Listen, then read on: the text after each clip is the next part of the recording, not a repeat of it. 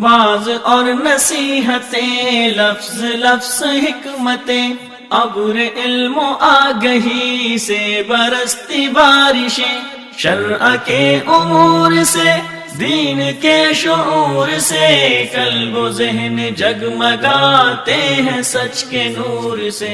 खुतबाए जुम्मतुल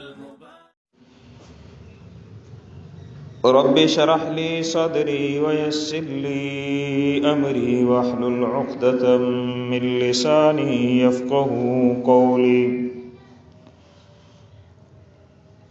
सुब्हानक ला इल्म लना इल्ला मा अल्लमतना इन्नक अंतल अलीमुल हकीम। रब्बि ज़िदनी इल्मा।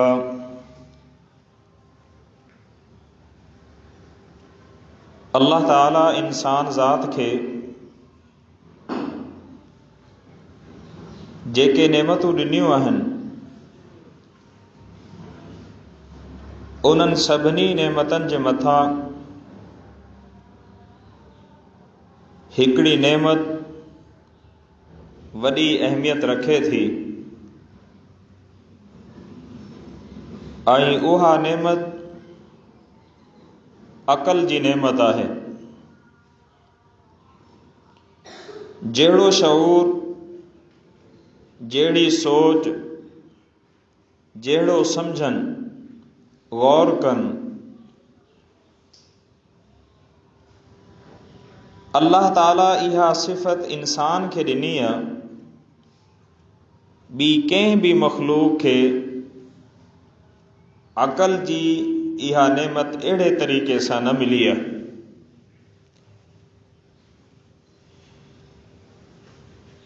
हिकु इंसान जिस्मानी तौर ते बहितरीन आहे, तंदुरुस्त आहे, उन जा पेर, उन जा हथ सही सलामत आहिनि, पर जेकॾहिं इहो इंसान अक़ल जी नेमत खां महरूम आहे, इहो जिस्म, इहो वजूद पाण संभाले नथो सघे, पंहिंजे वजूद, पंहिंजे जिस्म जे लाइ ॿियनि जो मोहताज आहे। छो त इहो चरियो आहे, इन खे अक़ल कोन्हे, मजनून आहे, बेसमझ आहे। भले जिस्म केॾो ज़बरदस्त अथसि, भले उन जी जवानी केतिरी ज़बरदस्त छो न आहे, अक़ल जी नेमत खां महरूम आहे। इन जे मुक़ाबले में हिकिड़ो इंसान आहे जंहिंजे उज़वनि मां का उज़वो कमु नथो करे, ॿिन्ही पेरनि मां का हिकिड़ो पेर कमु नथो करे, ॿिन्ही हथनि मां हिकिड़ो हथु माज़ूर आहे, ॿई टंगूं माज़ूर आहिनि या ॿई ॿाहूं माज़ूर आहिनि, ॻाल्हाइण जी सिफ़त खां महरूम आहे ऐं ॿुधण जी सिफ़त खां महरूम आहे, बोड़ो ऐं गूंगो आहे, या अहिड़ी तरह नाबीनो आहे। असांजे माशरे में माज़ूरी जूं इहे ई 4-5 क़िस्मूं आहिनि। अक्सर माज़ूर पेरनि खां हूंदा आहिनि या हथनि खां हूंदा आहिनि, या को माज़ूर नाबीनो हूंदो आहे, या को माज़ूर बोड़ो ऐं गूंगो हूंदो आहे। जेकॾहिं को इंसान माज़ूर आहे पर अल्लाह ताला उन खे अक़ल जी नेमत ॾिनी आहे, इहो माज़ूर मोहताज नाहे, मोहताज नाहे, पंहिंजे माज़ूर जिस्म खे संभाले वञे थो। इन करे असां खोड़ सारा माज़ूर कारोबार कंदे ॾिठा, खोड़ सारा नाबीना कारोबार कंदे ॾिठा, खोड़ सारा बोड़ा ऐं गूंगा माशरे जा बेहतरीन माण्हू हुआ, बेहतरीन माण्हू। छो त अल्लाह रब्बुल इज़्ज़त इन माज़ूर खे अकल जी नेमत सां नवाज़ियो आहे। सो अकल जी नेमत खे समझो। हिकिड़ी तरफ़ जिस्म सही सलामत आहे, अकल कोन्हे, इहो जिस्म कंहिं कम जो बि न आहे। हिकिड़ी तरफ़ इहो माज़ूर आहे पर इन वटि अकल जी नेमत आहे, इहो कारोबार बि करे थो, कंहिं न कंहिं शइ जो हुनर बि करे थो।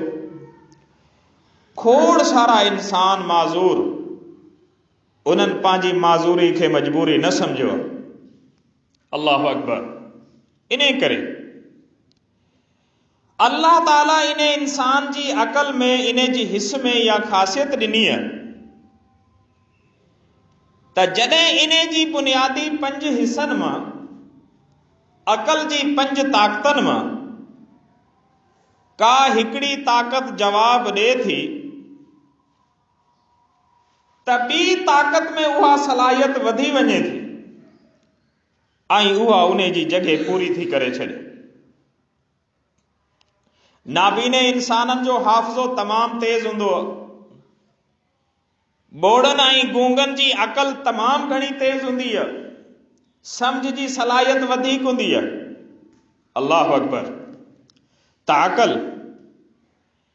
अकल इंसान जे जिस्म में अल्लाह रब्बुल इज़्ज़त जी हिकिड़ी वॾी अज़ीम नेमत, वॾी अज़ीम नेमत। इन करे क़ुरान मजीद में अल्लाह ताला इन अकल जे लाइ खोड़ सारा जुमला इस्तेमाल कया आहिनि, खोड़ सारा। किथे अल्लाह ताला ताकिलून जो लफ़्ज़ इस्तेमाल कयो आहे।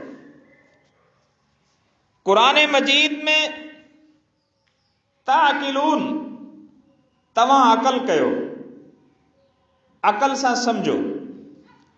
क़ुरान मजीद में इहो लफ़्ज़ 24 चकर आयल आहे। या किलून, हू अकल नथा कनि।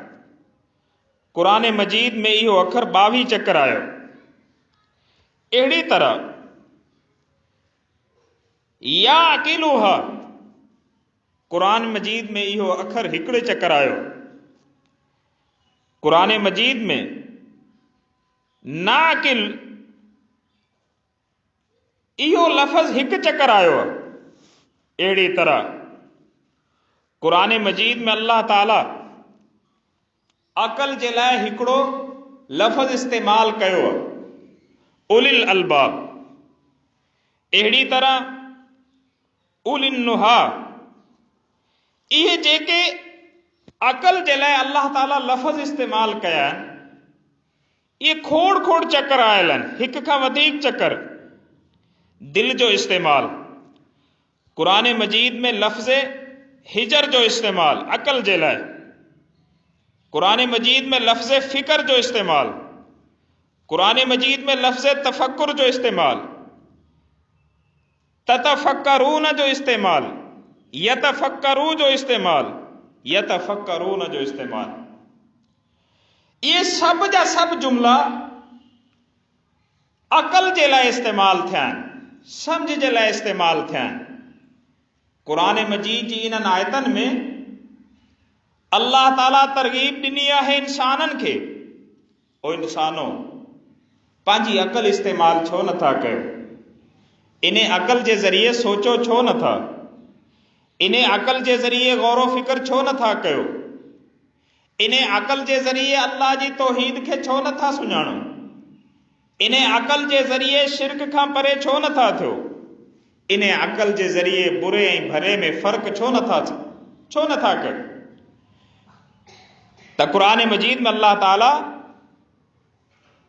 अकल जे इन्हनि लफ़्ज़नि में, क़ुरान मजीद जी इन्हनि आयतनि में अकल जो जेको इहो इस्तेमाल कयो आहे, इन्हनि आयतनि में अल्लाह ताला असां सभिनी खे इहा सम्झाइणी ॾिनी आहे त अकल इंसान जे वजूद जे अंदरि, इंसान जे जिस्म जे अंदरि तमामु घणी अहमियत रखे थी, तमामु घणी अहमियत। कुरान मजीद में अल्लाह ताला इंसाननि खे इहो हुक्म ॾिनो, कुलू वरअू अनआमकुम इन फी ज़ालिका लआयातिन लिउलिन नुहा। ऐ इंसानो, इन ज़मीन जूं नेमतूं तव्हां बि खाओ, पंहिंजे जानवरनि ऐं ढोरनि खे बि खारायो। इन फी ज़ालिका लआयातिन लिउलिन नुहा। बेशक ही ज़मीन में जेके खाधे पीते जूं नेमतूं आहिनि, ही तव्हां ऐं तव्हांजा जानवर जेको खाधो पीतो इस्तेमालु था कयो, इन में अकल वारनि जे लाइ वॾी निशानी आहे, वॾी निशानी।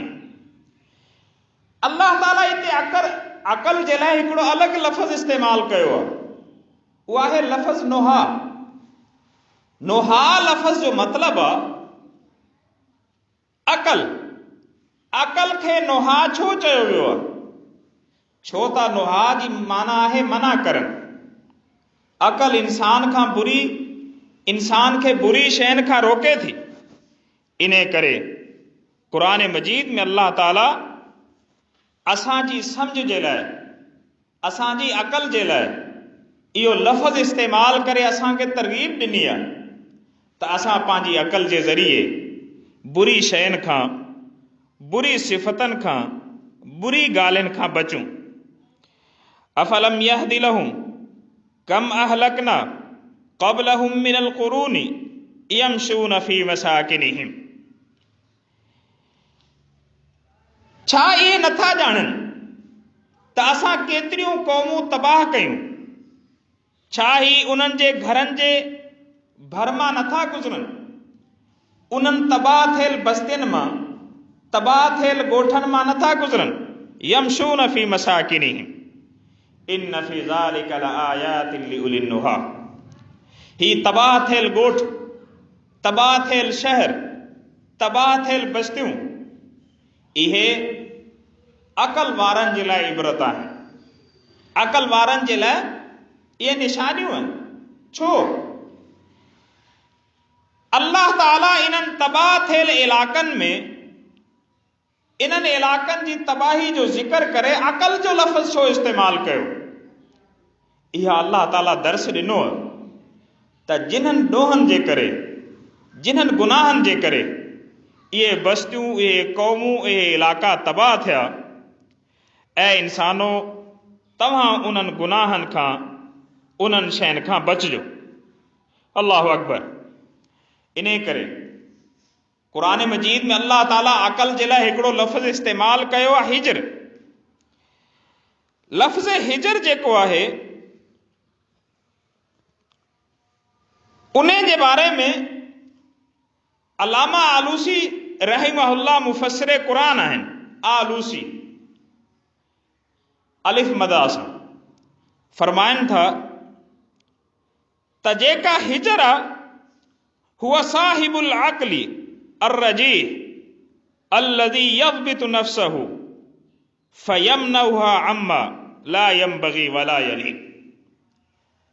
हिजर इंसान जी अकल जी उहा ताक़त आहे जंहिं ताक़त जे ज़रिए इंसान पंहिंजे नफ़्स खे रोके थो उन्हनि शयुनि खां जेका शयूं इन इंसान जी शान जे लाइक़ न आहिनि। हिजर इंसान जी अकल जे लाइ, इंसान जी अकल जी उहा ताक़त आहे जंहिं ताक़त जे ज़रिए इंसान उन्हनि शयुनि खां रोके थो जेके शयूं इंसान जे लाइ दुरुस्त न आहिनि, उन जी शान जे लाइक़ न आहिनि। अल्लाहु अकबर। मुंहिंजा भाइर, इन करे अल्लाह रब्बुल इज़्ज़त फरमायो, वल फज्र व लयालिन आशर वश्शफ़ई वल वतर वल्लैलि इज़ा यसर। खोड़ सारियूं कसमूं खाई करे अल्लाह ताला फरमायो, हल फी ज़ालिका क़समुल लिज़ी हिज्र।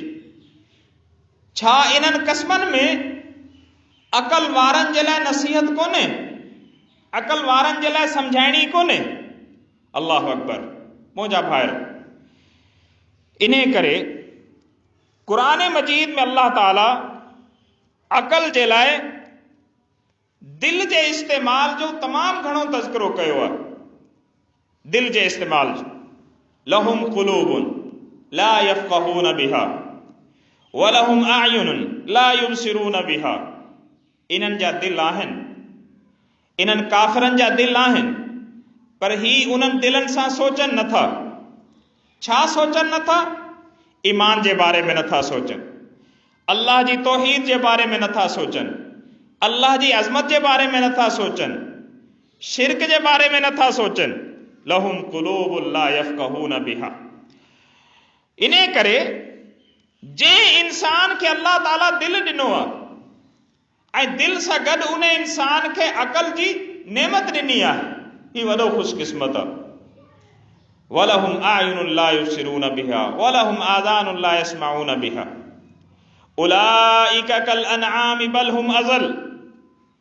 जे कॾहिं के इंसान वटि अक़ल बि आहे ऐं दिल बि आहे, पोइ हू अल्लाह जे दीन जे बारे में नथो सोचे। अल्लाह ताला फरमाए थो त इन इंसान जी हैसियत हिकिड़े जानवर जी आहे, या जानवर खां बि किरियल आहे।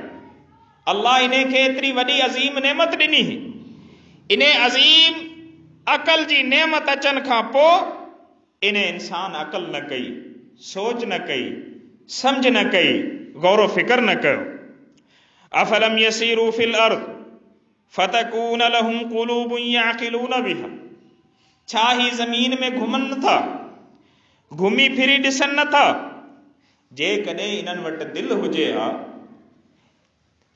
दिल हुजे हा, इन्हनि वटि अक़ल हुजे हा, याक़िलून बिहा, त इन अक़ल जे ज़रिए सम्झनि, अल्लाह जी कुदरत जी निशानियूं ॾिसनि, सम्झनि, गौर फिक्र कनि।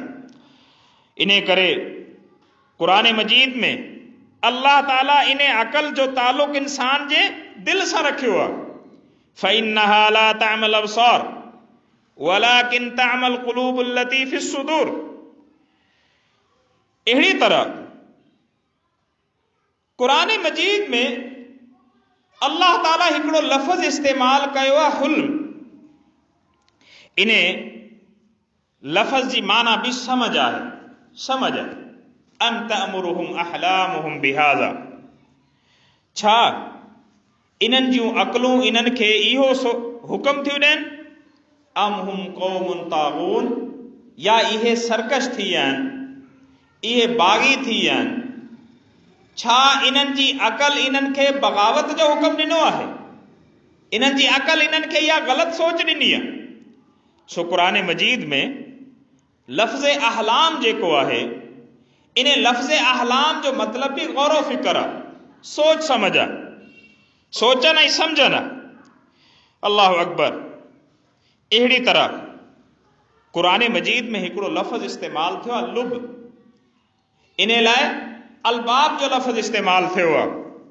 अल्लाह ताला जो फरमान आहे, इन्न फ़ी ख़ल्क़िस समावाति वल अर्ज़ि वख्तिलाफ़िल लैलि वन नहारि लआयातिन लिउलिल अलबाब। बेशक ज़मीनो आसमान जी तख़लीक़ में वख्तिलाफ़िल लैलि वन नहार, ॾींहं ऐं राति जी तब्दीली में लआयातिन लिउलिल अलबाब, इंसाननि जे लाइ वॾी अक़ल जूं शयूं रखियल आहिनि, वॾी समझ जूं शयूं रखियल आहिनि। जेकॾहिं अल्लाह जी कुदरत ऐं ताक़त खे, अल्लाह जी तौहीद खे इन्हनि खे सम्झणो हुजे हा, त ॾींहं ऐं राति में आसमानो ज़मीन में गौर करे ही अल्लाह ताला जी ज़ात खे सम्झनि। अल्लाहु अकबर। सो हिते जेको लफ़्ज़ इस्तेमाल थियो आहे अलल अलबाब, इहो लफ़्ज़ जेको आहे अक़ल जे लाइ इस्तेमाल थियो आहे। क़ुरान मजीद में इहो लफ़्ज़ खोड़ सारी जगहनि ते इस्तेमाल थियो आहे। उलाइकल लज़ीना हदाहुमुल्लाह व उलाइका हुम उलुल अलबाब। इहे इंसान जिन्हनि खे असां सिधो रस्तो ॾेखारियो आहे, ऐं इहे इंसान उलुल अलबाब आहिनि, अक़ल वारा आहिनि। क़ुरान मजीद में अल्लाह ताला फरमायो, लियदब्बरू आयातिही वलियतज़क्कर उलुल अलबाब। बेशक मोमिन जेके आहिनि अल्लाह जी आयतनि ते गौर फ़िक्र कनि था ऐं नसीहत वठनि था, अक़ल वारा। अकल वारा नसीहत वठनि था। इन्हनि खे खपे त ही अल्लाह जी आयतनि ते गौर फिकर कनि। ऐं बेशक नसीहत केरु वठंदा? अकल वारा नसीहत वठंदा। अहिड़ी तरह क़ुरान मजीद में लफ़्ज़ फ़ुआद जो इस्तेमाल भी इन गौर फिकर ऐं सम्झ जे लाइ थियो आहे। लफ़्ज़ अबसार जो इस्तेमाल भी इन गौर फिकर ऐं सम्झ जे लाइ थियो। मौजा भाइर, क़ुरान मजीद जूं जेके भी आयतूं आहिनि गौर ऐं फिकर ऐं अकल ऐं सम्झ जे लाइ, ही जेके भी अल्लाह ताला जुमला ऐं लफ़्ज़ इस्तेमाल कया आहिनि, इहो इंसान खे एहसास ॾियारनि था, इंसान खे सम्झाइनि था त ऐं इंसान तूं अकल जी नेमत खे घटि न सम। अकल जी नेमत तुंहिंजे मथां अल्लाह ताला जो वॾो एहसान आहे, वॾो इनाम आहे। तूं इन अकल जे ज़रिए अल्लाह जी तौहीद खे सुञाण, अल्लाह जी ज़ात खे सुञाण, शिरक खे सम्झ, दीन इस्लाम खे सम्झ। मुंहिंजा भाइर, जेकॾहिं कोई इंसान इन अकल जे ज़रिए अल्लाह खे सम्झे थो, अल्लाह जी आयतनि खे सम्झे थो, इस्लाम खे सम्झे थो, त इहो अकल वारो आहे। जेकॾहिं दुनिया जो हिकिड़ो वॾो साइंसदान आहे, वॾो माहिर आहे, हर इल्म हर फन में माहिर आहे, पर पंहिंजी अकल जो इस्तेमाल नथो करे, अल्लाह जे बारे में पंहिंजी अकल खे बंदि रखे थो, अल्लाह जे वजूद जो इनकार करे थो, तो इहो अकल वारो न आहे, इहो चरियो आहे। इन जी अकल सही न आहे, इहो पागल आहे, इहो जाहिल आहे, इहो इल्म खां दूर आहे। इन जे इल्म इन खे जाहिल करे छॾियो आहे, इहो जाहिल आहे। लिहाज़ा मुंहिंजा भाइरो, क़ुरान मजीद में ही जेके अल्लाह ताला गौर फिकर करण जो असांखे बार बार हुक्म ॾिनो आहे, खोड़ सारे लफ़्ज़नि सां हुक्म ॾिनो आहे, त असांखे खपे असां अल्लाह ताला जूं जेके आयतूं आहिनि ऐं अल्लाह ताला जा जेके हुक्म आहिनि ऐं क़ुरान मजीद ते में जेको अल्लाह ताला असांखे गौर फिकर जो हुक्म ॾिनो आहे, सम्झण जो हुक्म ॾिनो आहे, त असां क़ुरान मजीद जूं आयतूं सम्झूं, इन जे मथां गौर फिकर कयूं, इन खे सम्झी करे पढ़ण जी कोशिश कयूं। अल्लाह ताला खां दुआ आहे त अल्लाह ताला असांखे बेहतरीन अकल जे इस्तेमाल जी तौफ़ीक़ अता फरमाए ऐं असांखे जहालत खां असांखे बचाए। अक़ूलु मा तस्मऊन, अस्तग़फिरुल्लाह ली व लकुम।